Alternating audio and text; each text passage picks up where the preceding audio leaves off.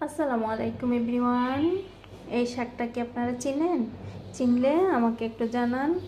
আর আমি আপনাদেরকে বলছি, এই শাকটার নাম হচ্ছে, আমাদের জেলাতে এটাকে সাজনার শাক বলে। এটি কিন্তু খুবই সুস্বাদু এবং পুষ্টিকর একটি শাক।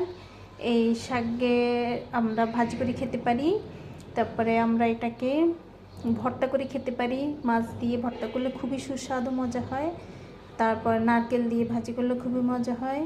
তারপরে এটাকে আমরা ডাল দিয়ে রান্না করতে পারি। তারপরে এটাকে শুকিয়ে গুঁড়ো করে আমরা ঔষধ হিসেবে খেতে পারি, কারণ এটি নাকি ডায়াবেটিসের জন্য খুবই উপকারী একটি শাক।